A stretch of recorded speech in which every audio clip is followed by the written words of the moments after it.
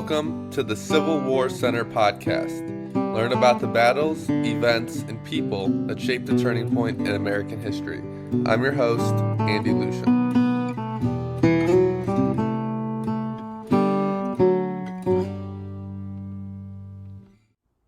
Today we are joined by Arizona State University professor Dr. Brooks Simpson. Dr. Simpson got his undergraduate degree from the University of Virginia and his master's and doctorate from the University of Wisconsin-Madison. He has written several books, including Advice After Appomattox, Letters to Andrew Johnson, Let Us Have Peace, Ulysses S. Grant and the Politics of War and Reconstruction, The Political Education of Henry Adams, America's Civil War, Union and Emancipation.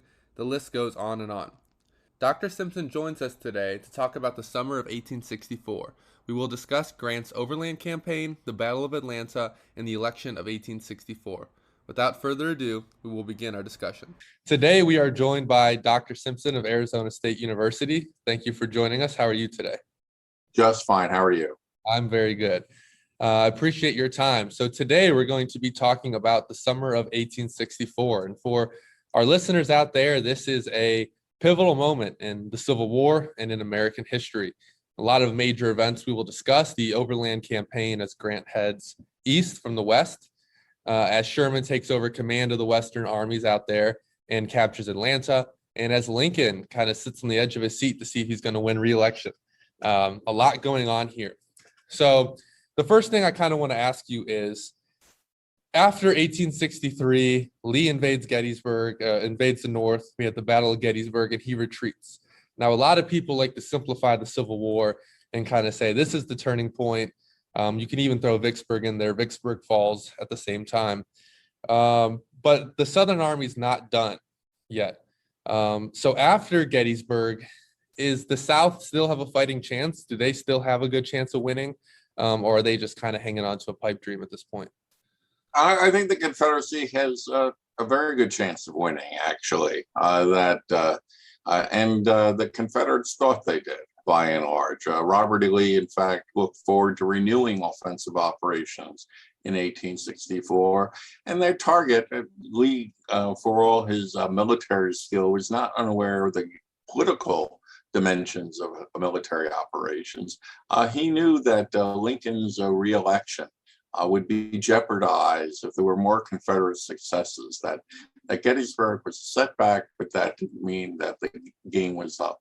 So the Confederates come into 1864 thinking that finally they have a chance, if they strike the right kind of blows and discourage Northern voters from re-electing Lincoln, that they can deal with a Democratic administration and treat for independence.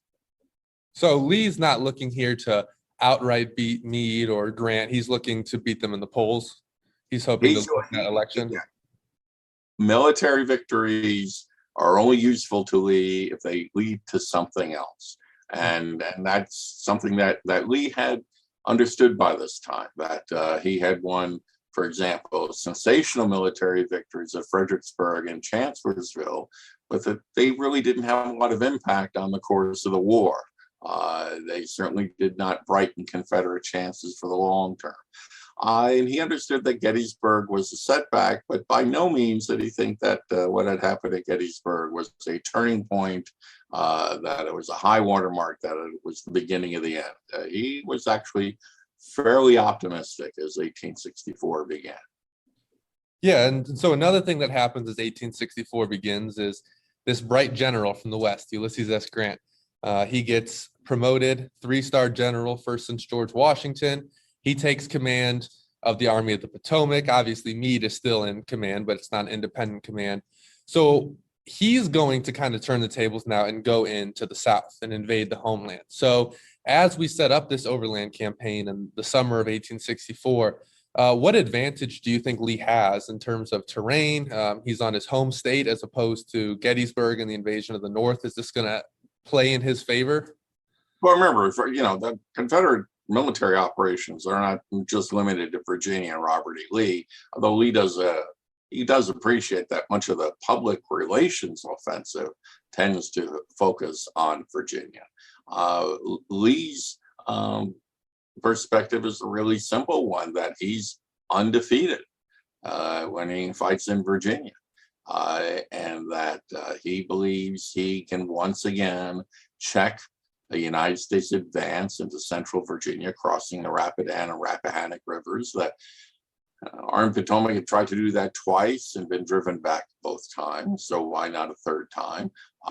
In the end of 1863 at Mine Run, George Meade had tried to launch his own offensive across those rivers, and then had stopped short of an outright assault because of the strength of Lee's position. So Lee begins to believe that Rappahannock, Rapidan river network is really a position of strength, and that Union forces may be able to cross that river, but they can't stay on the south bank of it. So Lee's successes here are almost going to become his downfall. Well, he is certainly, has reason for confidence at that time, and he knows his command. He knows the abilities of his generals. Grant is coming to an army he has not commanded before, with generals with strengths and weaknesses with which he's not familiar. An army which has been haunted by shortcomings in generalship, and with an acute sense of having people like Lincoln and Edwin Stanton and others looking over their shoulders every time they moved. So again, the pattern up to this point is that both sides have been able to win on their home turf, so to speak. That Army Potomac does triumph, though not by much at Antietam, and it certainly drives the Confederates away at Gettysburg. So therefore, Lee has no reason to believe that his army will not defend Virginia as it has before. And you mentioned Grant. So Grant's coming in and taking over a new army. The Army of the Potomac has gone through a series of leaders, right? We have McClellan, Pope, Hooker, the list goes on and on, Burnside. So do you think that come 1864, he's captured Vicksburg, Donelson, Henry, he's won these battles? Is he the right man for the job? Certainly Abraham Lincoln believes so, that in terms of United States military leadership, that no one by the end of 1863 had compiled the record of success that Grant had in independent command. There were other capable United States generals, to be sure, but nobody had compiled Grant's record of securing the surrender of two enemy armies and of opening the gate to the Confederate heartland by triumphing at Chattanooga. So these are significant military victories. And Lincoln decides in 1864 he's going to go all in with Grant, and that's one reason Grant gets that third star. So everyone knows that he is in charge, and basically Lincoln's putting all his eggs in the Grant basket, so to speak, and trusts that he will come up with the kind of overall strategy, not just in Virginia, but across the Confederacy as a whole, to triumph. So before we get into the Overland campaign here, so we got Lee, we got Grant, and this is that classic mashup, right? People love to debate this one, but how do you feel these generals stack up before we get into this campaign? What are their strengths, their weaknesses? Who do you think has the advantage? I mean, we know the outcome, but looking back on it from a historical perspective. Well, Lee is a fairly able battlefield commander, especially on the defensive and launching counter punches, especially if he's in Virginia. He's not quite as skilled as a tactician or a battlefield commander north of the Potomac. Gettysburg is not a particularly well-fought battle. Antietam, he was lucky to get away with his army. A more aggressive opponent might have taken more advantage of the situation that presented itself north of the Potomac. So in the South, however, though, he in Confederate territory, he has been magnificent, and he has truly, come into his own in mid to late 1862 to the beginning of 1863. Where Lee falls short, though, is that he often finds that he cannot convert his battlefield successes into strategic advantages. That the most that Lee's been able to do, other than defend Richmond and throw a scare into the authorities in Washington every once in a while, is sort of nullify the impact of U.S. victories elsewhere, like Shiloh, Vicksburg, or Chattanooga, because there's so much attention being paid in the media of both sides and in Europe of what's going on in Virginia. People focus on that with the two national capitals 100 miles apart. That's where people's attention has been focused. And so people like Abraham Lincoln often complained, we're winning elsewhere, but no one seems to appreciate that because they focus so much on what's going on in Virginia. So putting Grant in command is one step, but bringing Grant east is the other step. And Grant was willing to come east under certain conditions and leave command of his old military forces in the West under William T. Sherman, whom he trusted would carry out his part of the mission. Yeah, and we'll get to Sherman after the Overland campaign, and I want to dig into him with command out there. So Grant crosses in to Virginia, and they're going to meet at the old Chancellorsville battlefield at the Battle of the Wilderness. So on May 6th, during the second day of fighting, Winfield Scott Hancock's corps is going to smash into Lee, and his lines are nearly going to break. So how close do you think the Union really was to victory? It seems like a common thread throughout the Civil War that the Union's just on the verge, and then something happens and they lose. In Battle of the Wilderness, there are exchanges of blows on both sides. Both sides get the upper hand and then lose it, and the other side regains its balance. So it's a true slugfest. Hancock's assault was stopped largely by the arrival of reinforcements under James Longstreet. Longstreet counterattacks in turn, drives Hancock back. Then he's checked. Longstreet is wounded by friendly fire, which is never very friendly in the eyes of the recipient.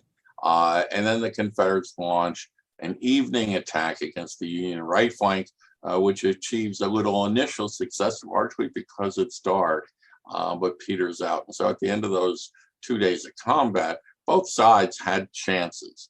But the result is basically a tactical stalemate in terms of the battle itself. Yeah, and then you mentioned Longstreet gets hurt. So what kind of impact is Longstreet's injury going to have? I mean, we've already seen Stonewall Jackson go out at the same place at Chancellorsville, and now Longstreet's wounded at the Wilderness. So what's this going to do to Lee and his army? Well, we're going to find in both cases is that both sides are going to lose key commanders and have somewhat flawed command setup. So for the Confederates, by 1864, you have Jeb Stuart in command of the cavalry, and Jeb Stuart is going to be killed in the first week of the campaign at Yellow Tavern on May 11th. So Lee's going to lose his most favorite horseman. Longstreet going down. Longstreet was his old war horse, as he liked to call them, and the most reliable of the three corps commanders, the most experienced of the three corps commanders. Longstreet is always portrayed as deliberate, but when Longstreet hit hard. The other advantage, of course, was actually Longstreet knew Grant personally. They had known each other in the Mexican-American War. Longstreet's wife and Grant's wife were related. So he had a familiarity with Grant that Lee did not. The two men were so far apart in rank and station during their pre-war military careers that they really had no meaningful encounters or chances to weigh the strengths and weaknesses of each other. Lee's other two corps commanders do not perform well. In 1864, Richard S. Ewell eventually has to be replaced. A.P. Hill is also ill during much of this campaign. So therefore, the four generals that Lee would rely upon normally are either out of commission due to what happens on the battlefield, or they're subpar in terms of their health. Grant has the same thing though after a while. First of all, he's got this awkward command relationship working through Meade and the Army of Potomac's 3 corps commanders, and then Ambrose Burnside as a 4th corps commander, who's only eventually brought under Meade's charge. Burnside had not been a very successful offensive commander during this conflict. Gouverneur Warren, who became famous at Gettysburg for helping to rush forces to Little Round Top, is now in command, and people find out that Warren, who seemed so promising on the battlefield, was not quite up to the task in many cases. Hancock, who we all feature because of his activity during Gettysburg, we forget that he was also seriously wounded at Gettysburg and he wasn't recovering from that wound. And so he was a subpar corps commander in 1864. That leaves Uncle John Sedgwick of the 6th Corps, and he's out of action, killed by a bullet on May 9th, and replaced by a commander, Horatio Wright, who's not quite up to the task at the beginning. He'll become better over time. And then the cavalry commander for United States forces, Phil Sheridan. This is the first time he's really had to command a sizable force of cavalry. We think of him as a horseman, but after his early war experience, he'd usually been in charge of the infantry units. And he's got to learn how to use the cavalry, and Grant uses Sheridan to go right at Stuart, and while it does result in Stuart's elimination on the battlefield, the Confederate horsemen are good enough to keep the Union horsemen in check during much of this campaign, and so this is going to become a real slugfest in which 2 very able Army commanders are going to find that the subordinates that they rely upon are not always up to the task. For, in Grant's case, he's unfamiliar with the capabilities of those subordinates until he sees them tried under fire. Mm-hmm. And well, so you mentioned that Sedgwick is killed. So Grant's going to have this draw, maybe you could say a slight Confederate victory at the Wilderness, but Grant doesn't turn back like his predecessors had. So do you feel that this refusal to turn back was this necessary for the North to win the war? What do you think this did to Northern morale? Because every other Union general who went in and got whipped went right back to Washington with their tail between their legs, but Grant's different. Well, certainly. I mean, the interesting thing is that, people argue back and forth about who won the Battle of the Wilderness. Well, for the Confederates, the objective of the Battle of the Wilderness was to make Grant retreat. They didn't get that, so they didn't get what they wanted. Grant did not pull back, and this is one of the differences between Grant and Lee. Grant can use battles to further the objectives of his campaign. Lee saw campaigns as climaxing in what he hoped would be decisive battle. So the relationship between campaigns and battles are different in the minds of the 2 men. Lee's entire Gettysburg campaign is looking for that big opportunity to deliver a decisive blow. Grant says, okay, we've achieved one thing in the Wilderness. We're south of the river. We've given as good as we've gotten. Both sides have suffered serious losses. And then Grant says, fine, now we'll go on, continue moving south. And for the Army of the Potomac in particular, the idea of a commander advancing after a battle was novel, frankly. That even at Antietam and Gettysburg, there had been some delay before pursuits had come underway. There were understandable delays in both cases, but nevertheless, Grant knew how to get people moving, saying, we're going to continue this. And that also meant that back in Washington, Abraham Lincoln would understand that, as Grant put it, there'd be no turning back. And that was new for Lincoln as well. So people begin to see this clash of titans is going to be a multi-round slugfest. But the pressure, I think, on Grant is that a lot of people think that Grant's going to clobber Lee at one blow. I mean, I think you have to remember what civilian expectations of war happen to be and what models they use. And they think of a Waterloo, for example, so the size of battlefield clash. So they keep on looking for that, and they never quite get it. And that the issue of how the public perceives battlefield success and failure is something we'll talk about again during this interview. But I think it's key to think at the beginning that Grant looks like he's winning, but the final blow has not been struck. And people begin to say, wait a moment, I was anticipating something different than what I'm getting, and maybe things aren't going well. Mm. Yeah, that's very interesting. I do want to dive into that because he's going to see some public backlash here. So he doesn't retreat back to Washington. He disengages, and both armies head to Spotsylvania Courthouse, where they're going to engage. And as you mentioned, John Sedgwick, he's famously shot and killed at Spotsylvania Courthouse. So what kind of impact is this going to have on Grant and on the Union forces during the battle?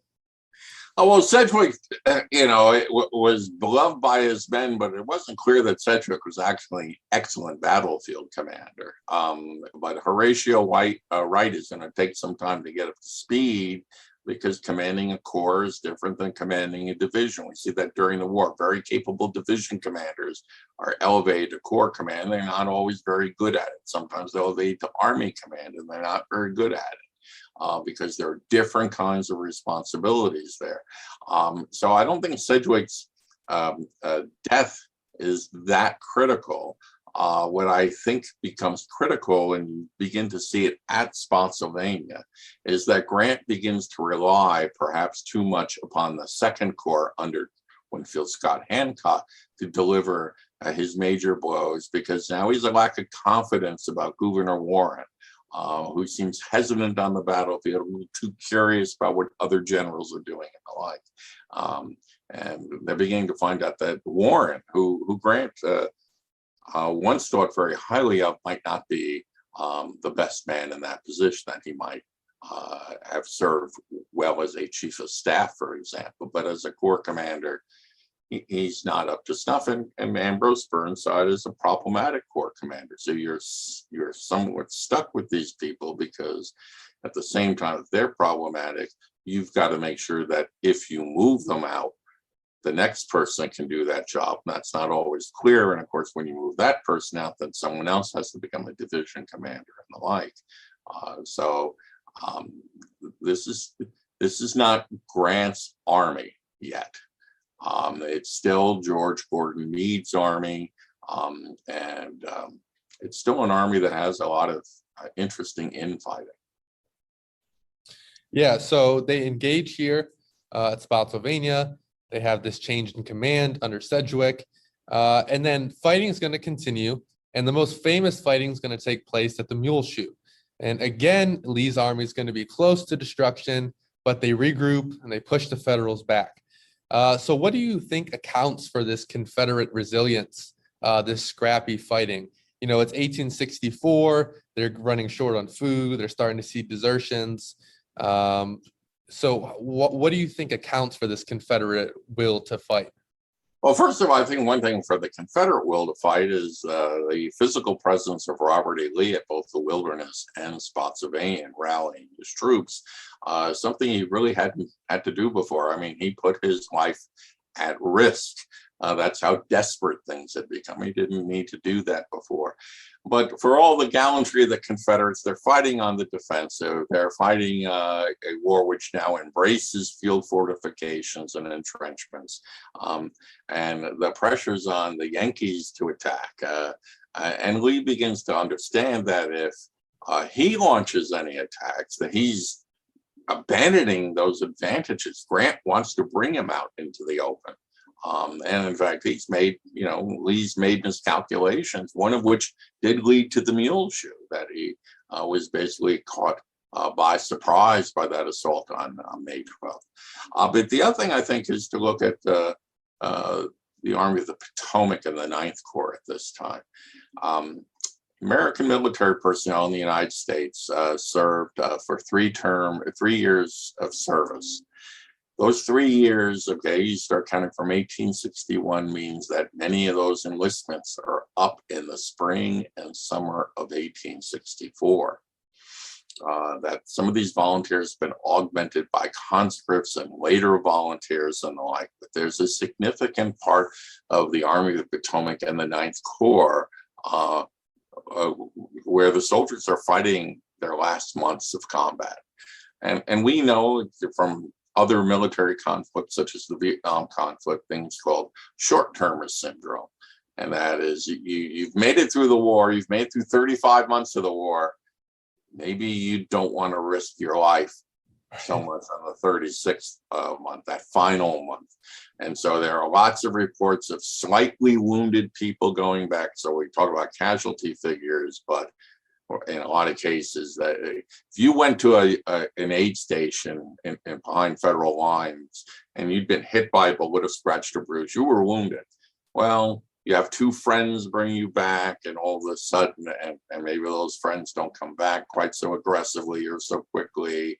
And maybe if you're slightly wounded, you might stay in hospital, be transferred to Washington and stay there.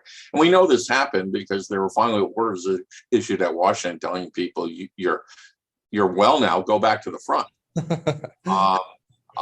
So there are the Army of the Potomac of 1864 is not necessarily the Army of the Potomac of, let's say, 1862 under George McClellan or 1863 under Meade at Gettysburg. There are people leaving, drifting away. There's going to be about a 50% attrition in terms of re-enlistment of the guys who signed up, the boys of 1861.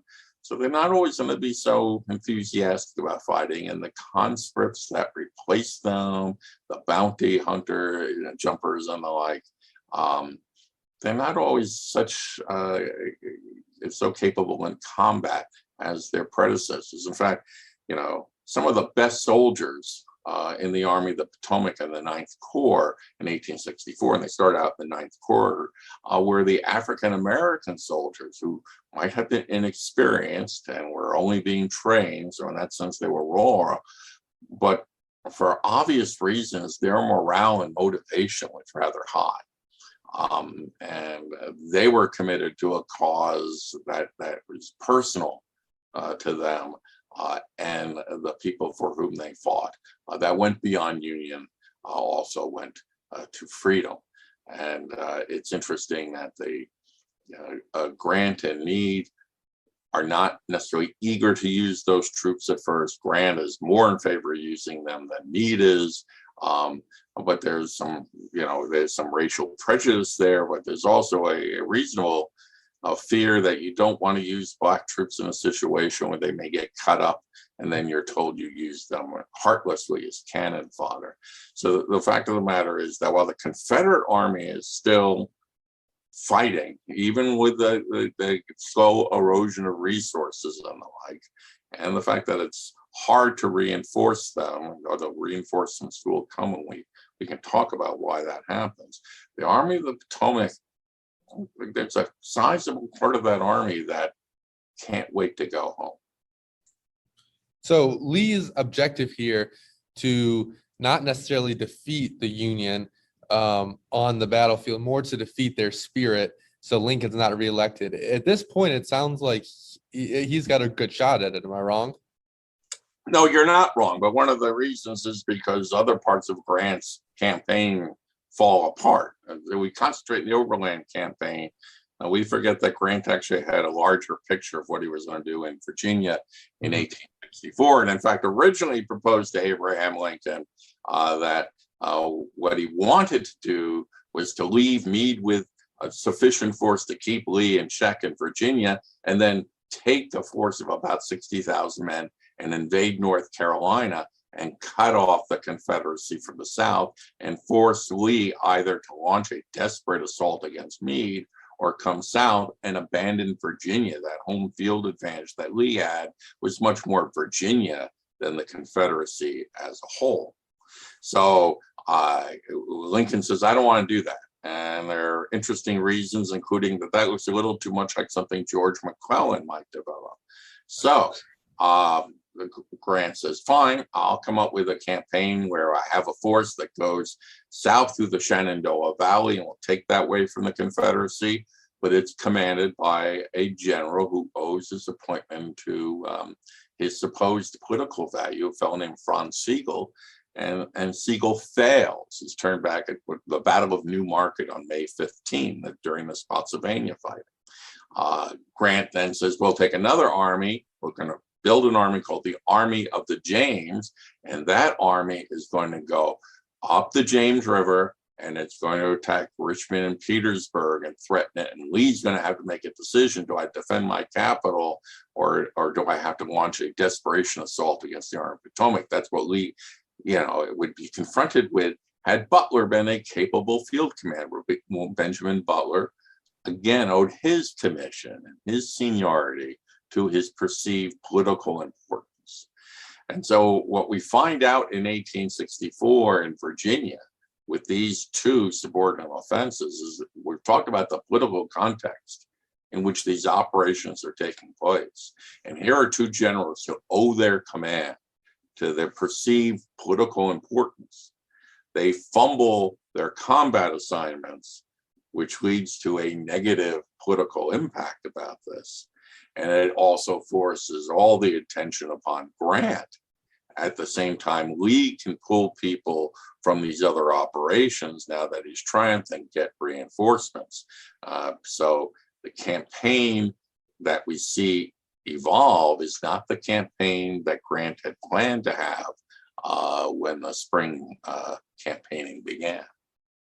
Yeah, I think as Lincoln said, those who aren't skinning hold a leg, right? When they asked them about this 5-part plan. But it doesn't go very well, as you said, for Grant. There's a lot of blunders on these different branches. So they disengage at Spotsylvania. Then Philip Sheridan engages, as you mentioned, at Yellow Tavern with Jeb Stuart. Stuart's mortally wounded. And then Grant writes Lee, and he says, I propose to fight it out on this line if it takes all summer. So this is kind of that famous quote. So what do you think accounts for this mindset in Grant? How important was it for the Union at this point in 1864, as you mentioned, with Franz Sigel, with Benjamin Butler's plans failing, with Nathaniel Banks? All these Union generals have failed. Things aren't looking great. So how important is it that he has a commander who will fight it out all summer? It's critical for Lincoln, and it's certainly critical that Grant persist, because you're not going to be able to replace Grant. That's why you give him the third star. Made him a lieutenant general, made him general in chief of the armies of the United States. You've said he's the guy, for better and for worse. You have to realize, if you're Abraham Lincoln at that time, that you've placed Grant under certain handicaps, including dealing with people like Butler and Sigel. You in the past, you have interfered with the operations of the armies, and you've got to let Grant do what he's supposed to do. You can still give him advice, you can still make your feelings known, but it's time to give Grant a long leash and see what happens. And after all, Lincoln's impressed by Grant's willingness to continue to punch and punch again. But I think you also have to remember one thing about Lincoln, because we see Lincoln as a very humane, gentle, thoughtful man. But after the Battle of Fredericksburg in December 1862, he turned to a aide, said, if we fought Fredericksburg every week, we would win. We'd suffer terrible casualties, but we would eventually destroy the Army in Northern Virginia. And so he says, I need to find the general who can face the awful arithmetic of continuous fighting. And so look at how many battles we've already talked about, and more we're going to talk about, that are taking place within a fairly compressed period of time. Whereas what had happened up to that point is you would fight a battle, and then you'd rest for a while. And then you'd fight a battle, and then you'd rest for a while. In what was really a strategic stalemate, Grant's advancing. He continues to bash away at Lee. He's not giving Lee a chance to regain his footing. He's continuing down towards Richmond. It's a kind of generalship that had not been seen in the Virginia theater during the conflict. Well, and you mentioned that everything's kind of compressed. The battles are compressed, as are the death tolls. So we have about 60,000 soldiers die in just a month between the Wilderness, Spotsylvania, Yellow Tavern. So we really see an acceleration of the deaths. So why do you think fighting had become so brutal at this point? Was there any way to avoid this kind of loss of life? It sounds like there's not. You just kind of have to wear down the Confederacy. No, there isn't. I mean, the fact of the matter is we say, oh, look at those horrible casualties. And then we remember there are 51,000 casualties at Gettysburg over 3 days of combat. Civil War combat was fairly bloody, at least in terms of how Americans viewed combat. If you look at other European wars at this time, actually, casualty rates are higher. The real question is, how can you continue to withstand this pummeling? Fredericksburg and Chancellorsville and Gettysburg together are pretty bloody trio of conflict, and yet what do you get out of them? Antietam's the bloodiest single day of the Civil War. What was achieved? I mean, Lee was checked in his invasion, but hung on to fight another day. So the real, what I think people began to understand by 1864 is battle itself was inconclusive. It's what you did with the battles that counted. And that's where Grant's different than Lee. That Lee's looking for that knockout punch, and Grant is saying there is no knockout punch until I can deprive you of your supplies and I can pin you in place, which means I'm going to persist. I'm going to continue to strike at you, and I'm going to move you down ever closer to your capital, because once I have you outside of Richmond and Petersburg, if I can't beat you by then, I can at least hold you in place while other armies may be faring better, like William T. Sherman's army in Georgia. Yeah, and we'll get to Sherman here. So we have Yellow Tavern disengage again, and then Grant and Lee are going to meet once again at Cold Harbor. Now, this is infamous. This is the one assault that Grant regrets.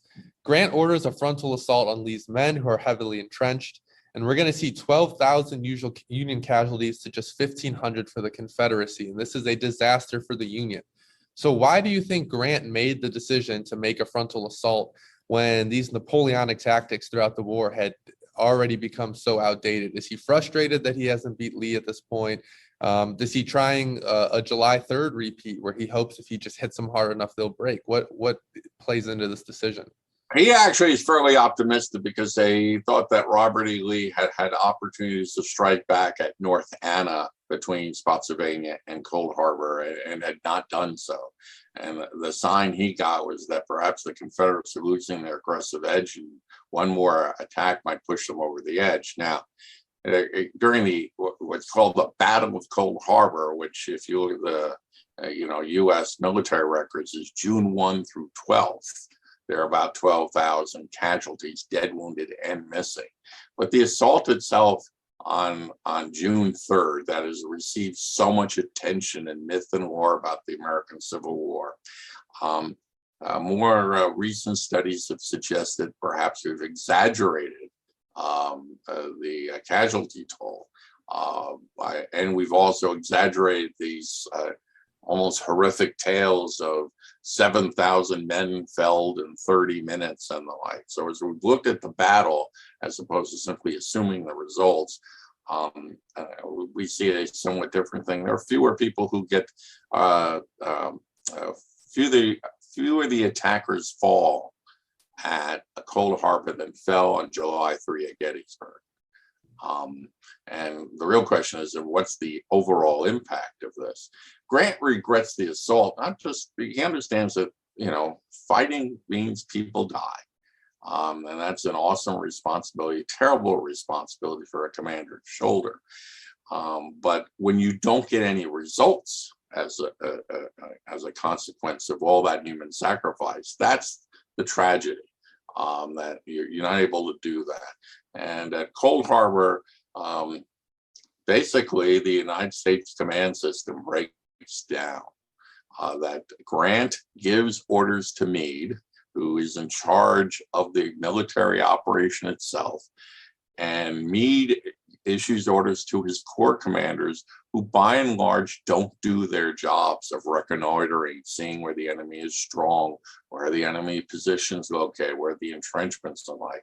So it's a badly uncoordinated attack for which the attackers are ill prepared, and it's a failure of command. But Meade himself would say, and he wrote to his wife afterwards, I was in command of the field all day. Grant actually has to write up to him and says, I'm going to pull the plug on this. I don't think anything's going on here. So, and you would not, it's interesting that Meade would brag about this. Meade doesn't write home and say, by the way, that Grant's an idiot. He actually writes back to his wife and says, I was in command. It was really good. And so I think that the issue is that Cold Harbor becomes symbolically important to this campaign in a way that may be exaggerated. What it does do, however, is it convinces Grant that this pounding against Lee north of the James River, as they're moving closer and closer to Richmond, isn't sufficient.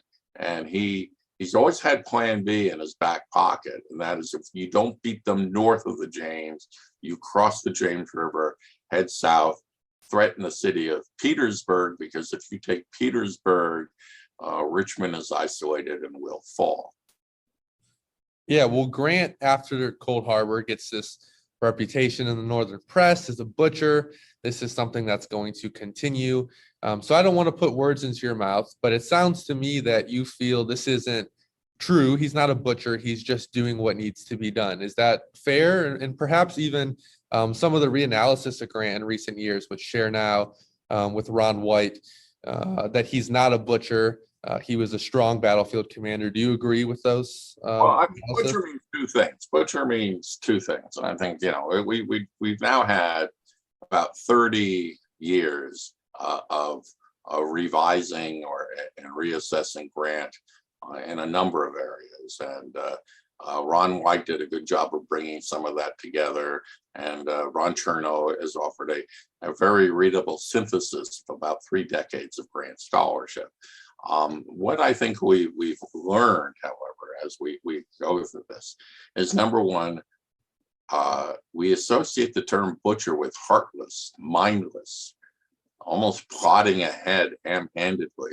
And anyone who understands Grant understands that he was actually quite moved by what was going on in the battlefield, that he didn't like the bloodshed at all.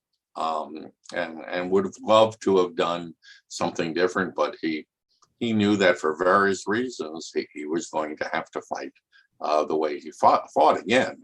This North Carolina operation is not the invention of an unimaginative mind.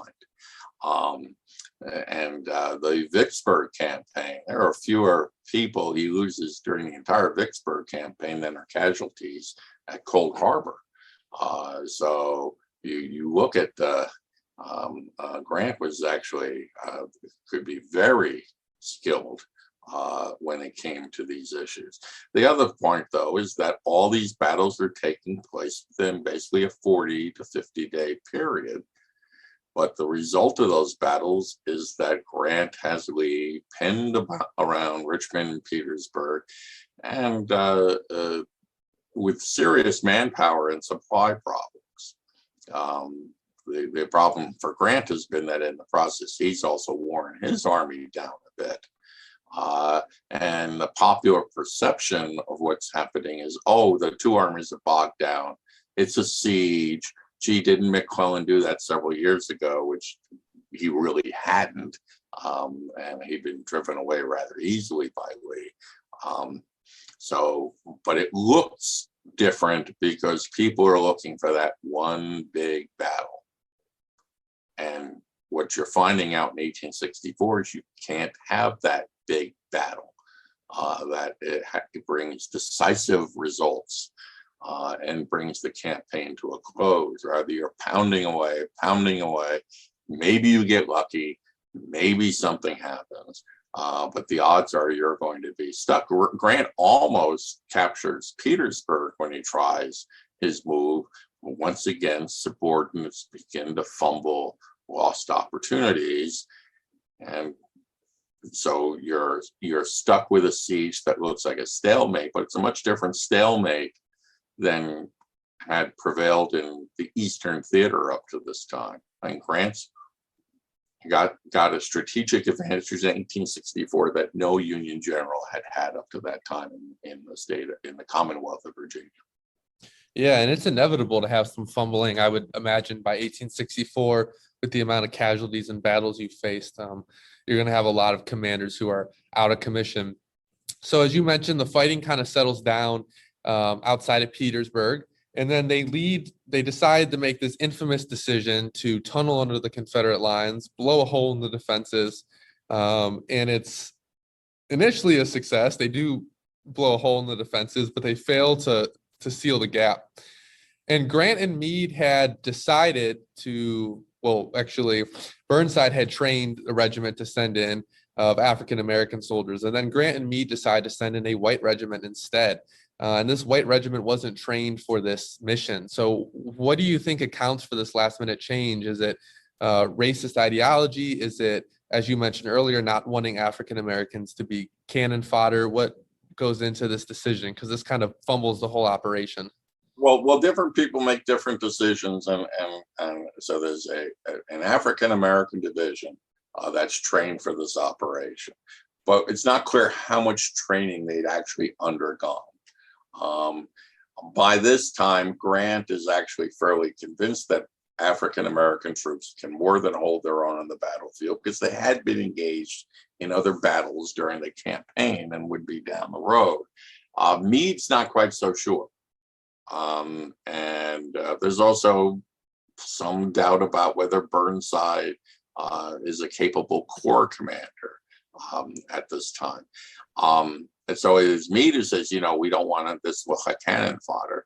And Grant accepts that explanation.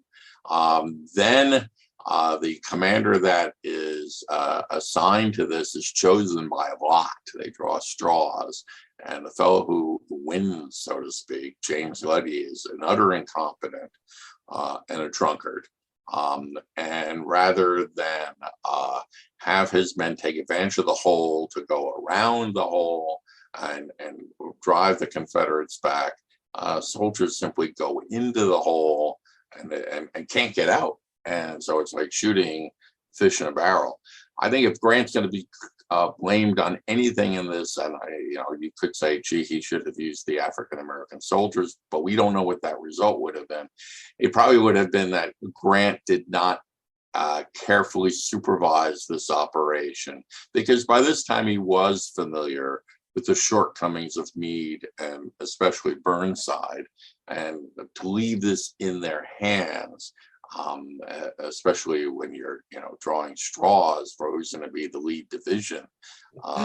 So that's something that Grant should shoulder blame for in a different way. So it's interesting that while Grant is given a lot of blame for Cold Harbor, where Meade is in charge of things, and Meade has his chance to fight the battle he wants and fumbles it, at the Crater, I wouldn't be so generous to Grant, because now Grant has seen these people operate now for several months.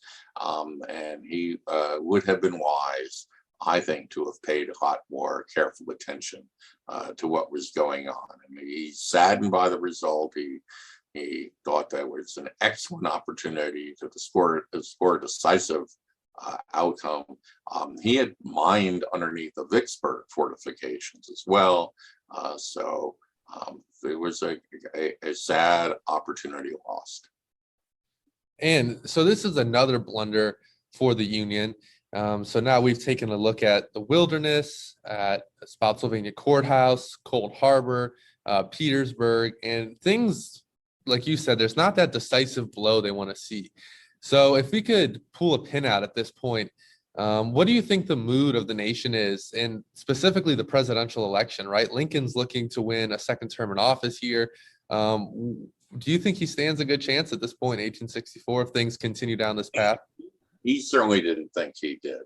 Okay, he understood that this was going to take a lot of fighting and the like.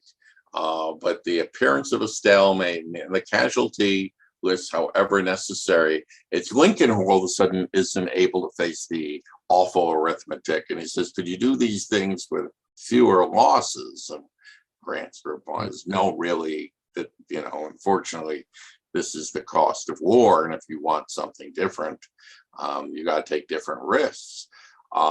So, one thing we haven't talked about, but was also, I think, embarrassing to Lincoln, were the operations of Jubal early in the Shenandoah Valley, threatened the outskirts of Washington in mid-July 1864.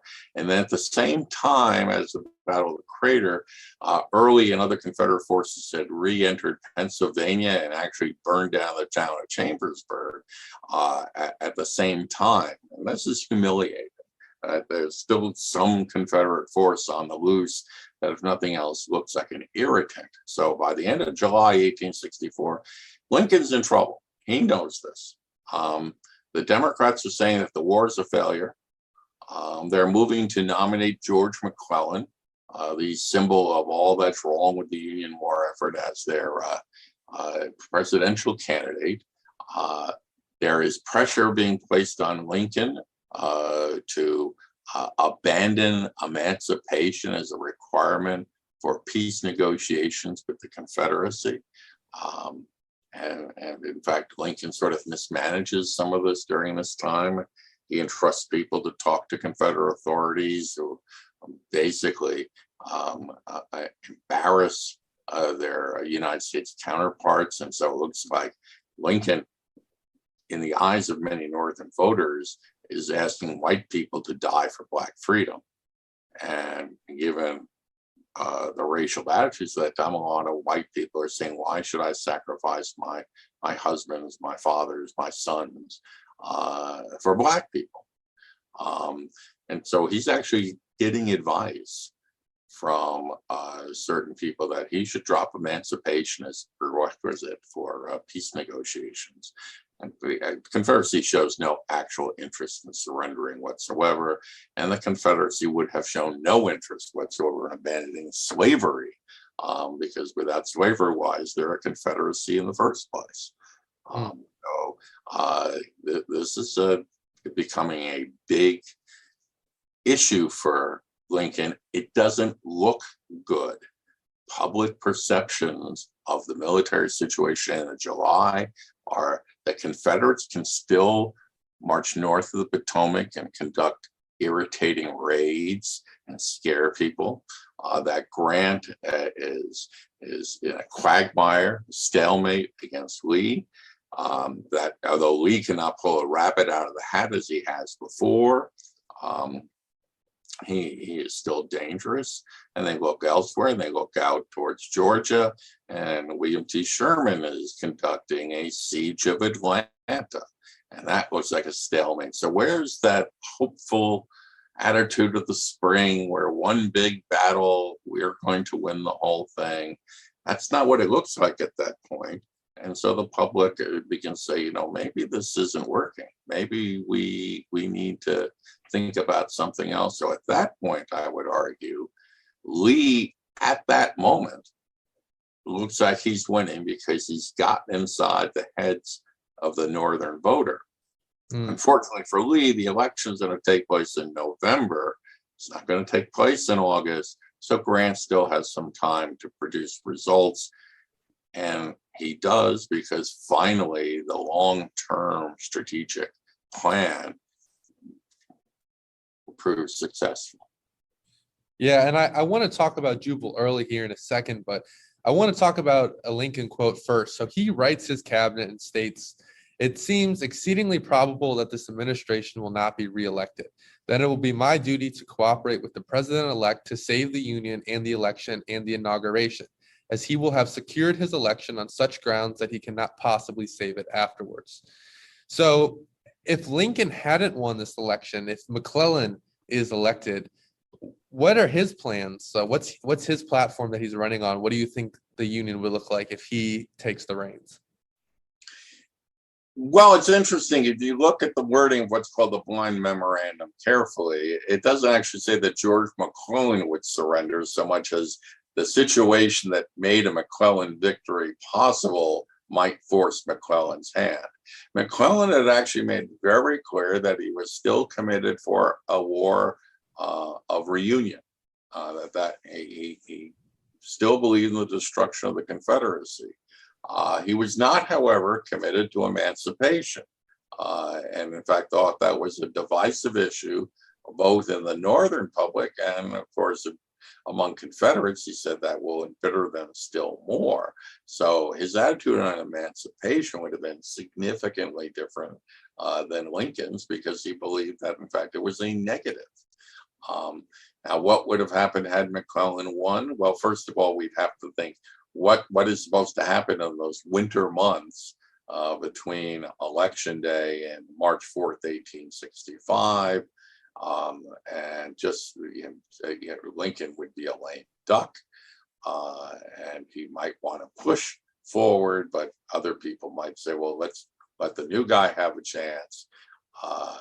So we don't know. But the fact of the matter is that Lincoln believes that once it's President McClellan, that the Democrats who got McClellan elected are not going to pay attention to McClellan's wishes. They're going to talk about ending the war because it's a failure. Yeah, hard to answer those hypotheticals in history, but definitely would have changed a lot. We would have never seen the 13th Amendment likely. So you mentioned Jubal Early leads this campaign, 14,000 Confederates into the Shenandoah Valley, causing havoc. He threatens Washington, D.C. So I'm curious, is his goal here kind of the same as Lee's? Is it just to scare Northern voters into voting Democrat instead of Republican? And how do you feel about Early as a commander? Is he very effective in his mission here? Well, he's sort of effective in his mission in mid-July. I mean, they do reach the outskirts of basically what we today have as the beltway around Washington. He does reach those areas. Grant has to shift significant reinforcements in that area. That Washington was vulnerable, if only for a short time, and that it isn't as if Early would have captured Washington and been able to hold it. He would not have, but he certainly got people nervous, and it looks bad. Again, public perception is critical here. That if things are going so well, then how come the Confederates can still threaten Washington? And the same thing with the burning of Chambersburg, which is often overlooked, but that's happening the same day as the crater. So the impact of these two events at the same time are like, wait a moment, we're utter failures in this mining operation, but we've also still vulnerable. Our armies cannot protect our civilians, and town's been burned down as a result, even though that I think is an exaggeration. But again, the vision is we're not doing well. And so as July turns into August, that's why Lincoln, during those 3 weeks after those two events, writes that blind memorandum. That's 23 days later. And yet, in the meantime, he does say, look, I'm not going to abandon emancipation. This is to do that is to create so many problems. That's the stupidest thing I could do, and it would be the wrong thing to do. Mm-hmm. You can't have African Americans fight for your cause and say we're not going to destroy slavery, for example. Right. So you've got to show a commitment to all of your soldiers. And by 1864, a significant percentage of United States personnel, military personnel, are African American. Yeah, so we have the Overland campaign, we have Jubal Early, and we have the election looming. And then William Sherman's going to begin his movements towards Atlanta. He is in command of 3 armies, and he's facing off against Joseph Johnston, excuse me. So who do you feel at the beginning of this campaign? We talked Grant and Lee. When we have Sherman versus Johnston, who do you feel has the edge here? What are they looking to accomplish? Well, Sherman has the edge, but the interesting thing about both Sherman and Johnston is they're not very good battlefield commanders. Neither one is. Sherman, we talk about Sherman's marches, but we don't talk about Sherman's battles. Sherman waged a war of maneuver and pushed Johnston back, and Johnston was only too willing to comply. He'd done this in 1862 against George McClellan as well, and so Sherman knows you can threaten basically one supply line that both armies are using, the railroad from Chattanooga to Atlanta. And so it's very simple, but it's a war maneuver which Sherman is able to conduct against Johnston, because Johnston does not stand and fight the way that Lee stood and fought, or in fact, the Wilderness actually initiated their offensive operations. There's one frontal assault, again, with no real result at Kennesaw Mountain.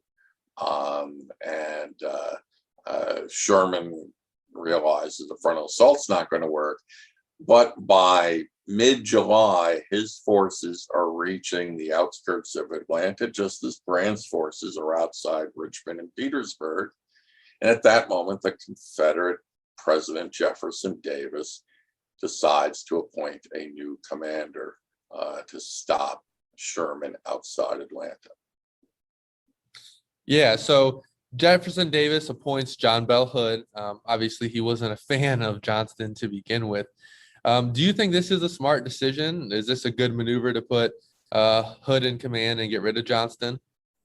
It's not quite clear what else Davis could have done. Maybe appointed a different general than Hood, but Hood is a good example of a man who was a very capable brigade commander with the Texas Brigade, a very hard-fighting division commander.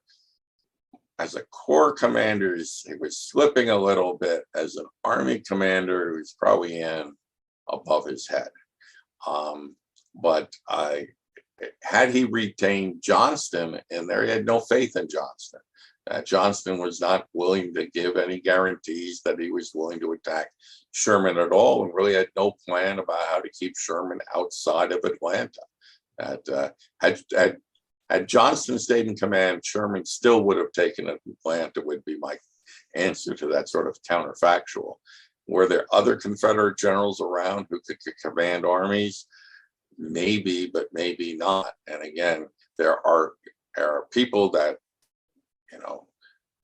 students from Confederate military history focus on, say, maybe this guy. But again, very capable division commanders, not so capable as corps commanders. They might have had exactly the same problem that John Bell Hood ended up encountering as an army commander. And before we get into some of these battles, the Battle of Atlanta, these 3 kind of separate battles that make it up, I want to ask about the tactics at this point. So it's going on in the East during the Overland campaign. It's going on here for Atlanta. It's starting to develop into almost World War I style trench warfare. So is this going to play into World War I? What kind of impact is this going to have on the European wars? Why is it turning into this kind of war? Well, it's turning into this war in part because of some of the firepower on the battlefield. But the time of World War, what's interesting, first of all, is if European generals had learned from the American Civil War, they would have started World War I in entrenchments. They didn't. Okay. And in fact, they wouldn't have had cavalry charge machine gun nests. They wouldn't have had a whole bunch of things happen that happened. It's in part because they thought the American military forces on both sides were not professional enough, were not trained enough, and they were basically armed mobs. So they learned very little from the American Civil War. By World War One, they've got rifles that can fire more frequently at longer distances. The machine gun is now part of the battlefield in a way that it had not been during the American Civil War. So and the artillery has become massive in pulverizing opposing positions. And you don't need to use your cavalry to conduct reconnaissance. You use air power to conduct reconnaissance. And yet you will notice that the early months of World War One are fought as if it's a Napoleonic conflict. And it's very fluid. And it's not until the latter part of 1914, especially the Western Front, that people begin to dig in. And we get the trench warfare that has become associated with World War One. And yet again, there are all these efforts to try to break those trench lines. And what ends up happening again is a gigantic war of resources and attrition, in which the American arrival on the Western Front proves key, because by 1918, the Germans are liberated from having to fight a two-front war, basically, because of the Russian Revolution and the withdrawal of Russian forces from the conflict. So again, it'd be much more manpower. It is interesting that after World War One, British military theorists, and most famous a guy named John F.C. Fuller, began to look at the Civil War and say, gee, this is what we should have learned. And actually, Grant's reputation starts rising among European, especially British military theorists in the post-World War One period. They say he understood what was going on. And you could say that for all the criticism Grant gets, and that criticism really sounds like it's contemporary, that there were people who thought Grant could have fought a more elegant war, and yet the advocates of a more elegant war were not successful, George McClellan. And the other criticism come from the Confederates to say, oh, we were outnumbered, it was inevitable, etc. But they didn't feel about that at the time. And in fact, if we think that Confederate military defeat was inevitable, the first thing we have to conclude is Robert E. Lee was insane, because he wouldn't accept the facts of the situation, and all the Confederates were insane. The smaller side had won wars and would win wars in the future. The American Revolution and Vietnam are two really good examples of this. Right. Yeah. The Confederates kind of saw themselves as another American Revolution. So that would make perfect sense. So John Bell, well, and I also want to point out to the listeners that I think it's important we learn from history, especially my students. They tend to not, zone out in history class. But here you're saying if we learn from history, World War One, a lot of lives could have been saved. So it is important if you're listening.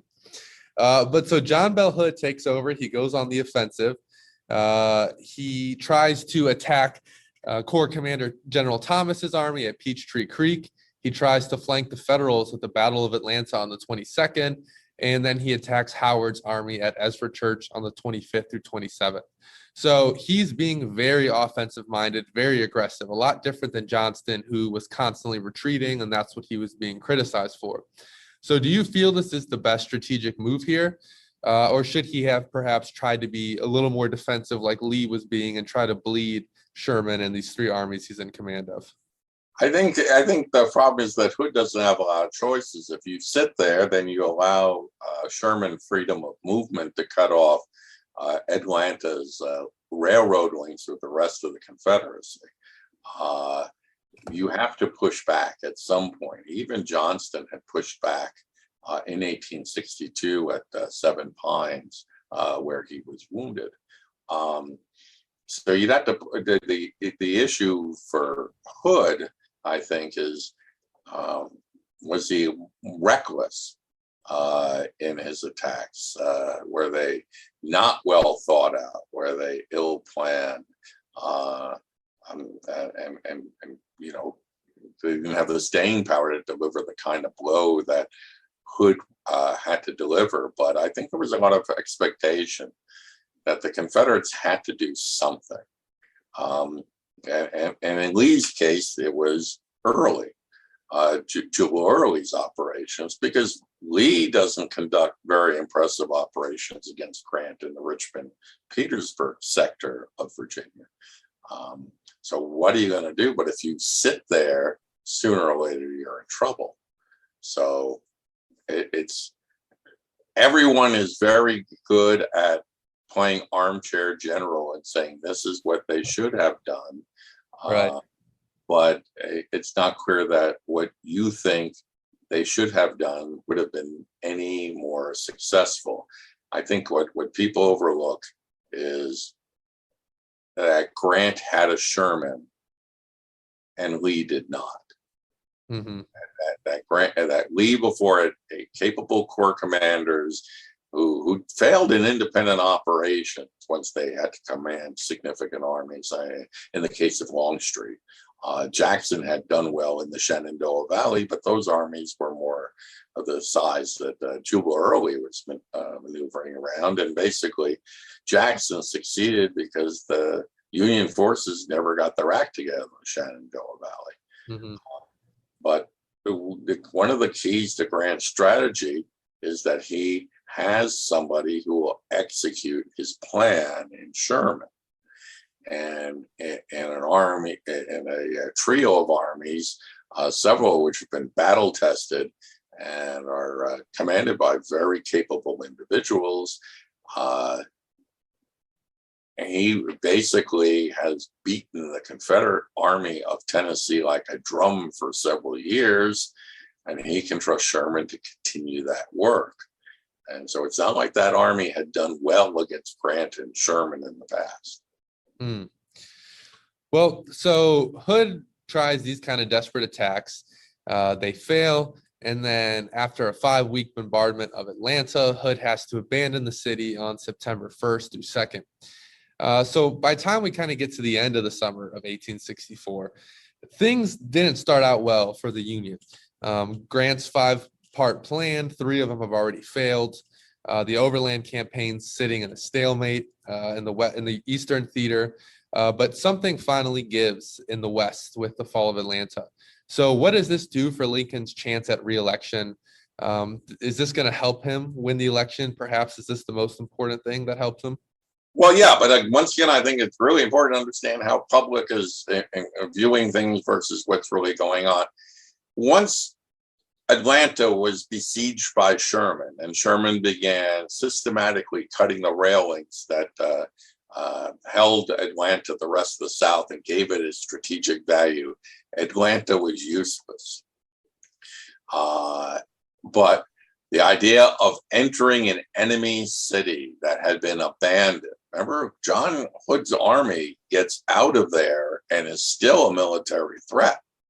But you march into the empty city, boy, that looks like a great victory in the minds of the public. It was very symbolic at that point, only because Sherman had really already taken Atlanta out of the conflict. It would have been probably more useful to keep the Confederates in Atlanta, isolated and starving. He allowed them to escape, but no one cared about that because you got the city.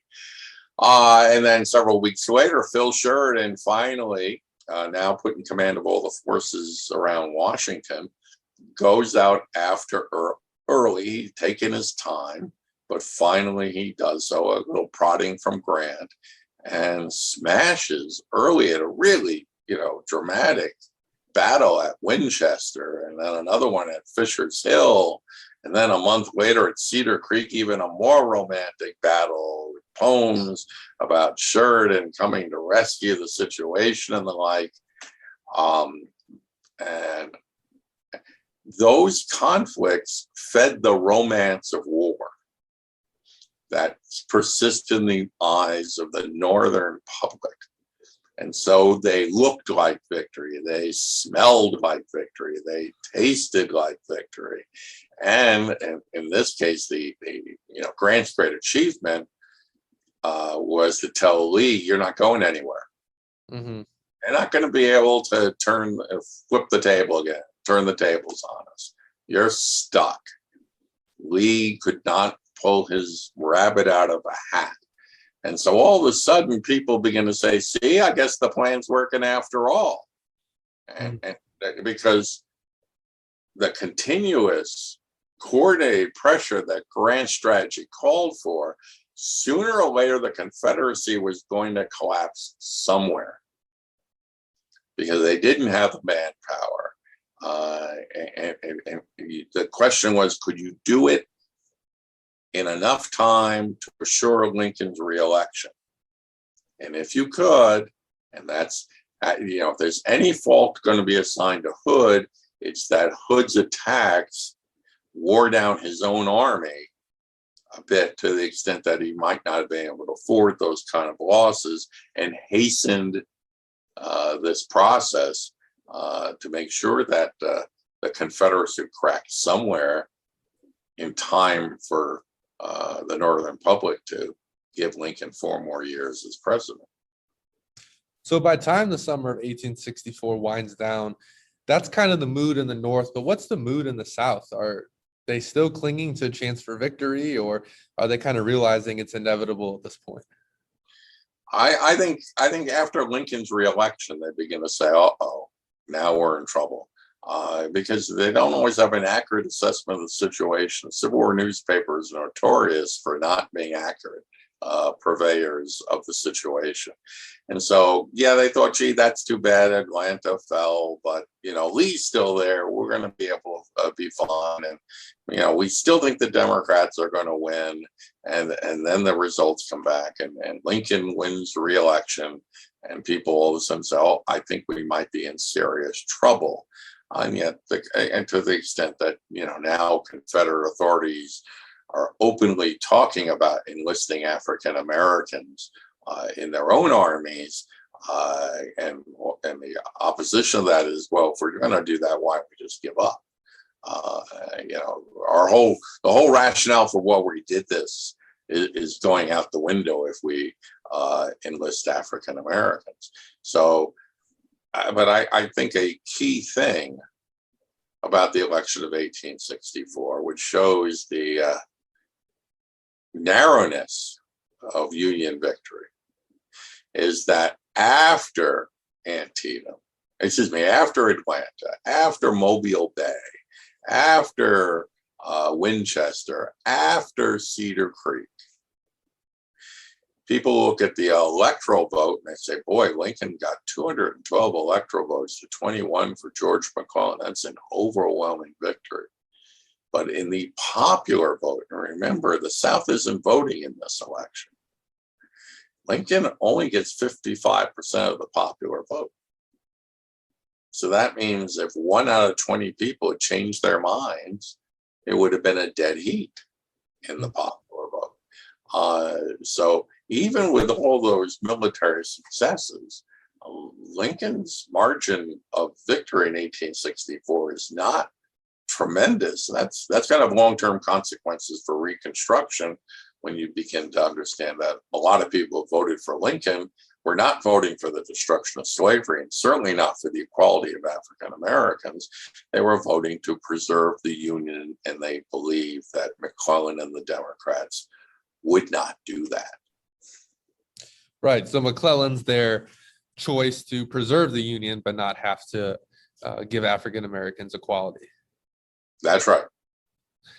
So that's kind of a overview of the summer of 1864. It ends obviously with the re-election, as you just mentioned, of Abraham Lincoln, and the tides kind of really start to turn there. The pressure's really on the Confederacy. Is there anything else you would like to share about the summer that we haven't touched on?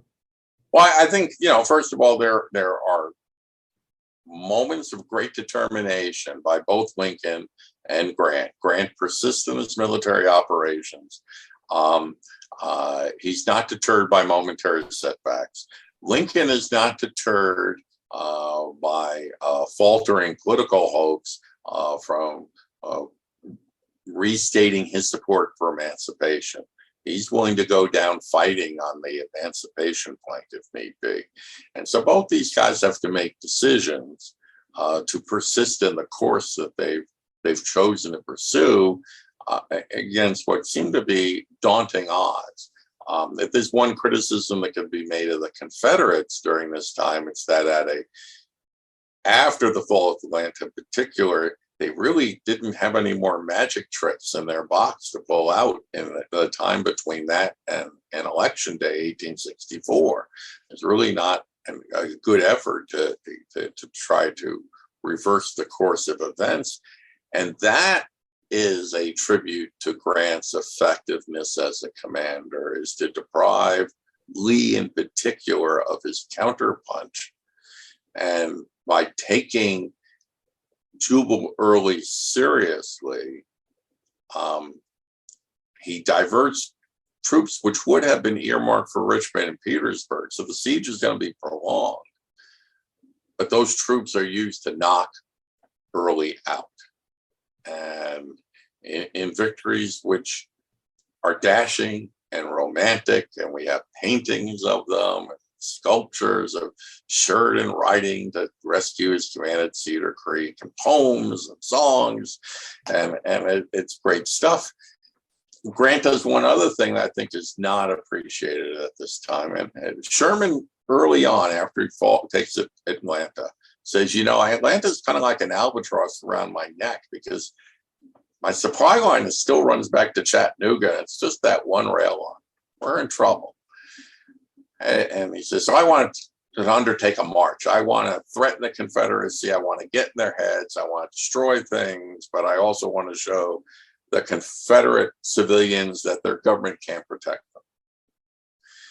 And Grant says, well, that's a really interesting idea. If you can't defeat the Confederate army, Hood's army, fine. If you feel they're too elusive, fine. He knew that Sherman's strength was not as a battlefield commander. But he does tell Sherman, but you can't start until after the election. You can't start until Lincoln's reelected. I'm not going to risk you having a military setback that might undo what we've just accomplished to get Lincoln reelected. Grant understood, for all Sherman's talk about psychological warfare, and this may be not war, but statesmanship, it's Grant who understands the real connection between war and politics in a very pragmatic way. You want to win the war, you want Lincoln reelected. That's very interesting, because Grant wanted nothing to do with politics, and somehow he managed to keep getting drug into it and eventually into the presidency. Well, Dr. Simpson, is there a way that anyone listening can, if they have further questions or would like to contact you, anything you'd like to share in terms of information? They can contact me through email at my Arizona State University address, which is Brooks, BROOKS, Simpson, SIMPSON, at ASU.edu. Great. Well, I appreciate your time. It's been an enlightening conversation. Thank you for sitting down and talking about the summer of 1864 with me. Thank you for joining us for this discussion with Dr. Simpson on the summer of 1864. I hope you will join us next week as we sit down with Dr. Hartman of Illinois State University to talk about Karl Marx and the Civil War. Dr. Hartman is currently working on a book titled Karl Marx in America, in which he analyzes the relationship between Marx and the United States. As always, please rate, subscribe, and share with a friend, and we hope to see you next week.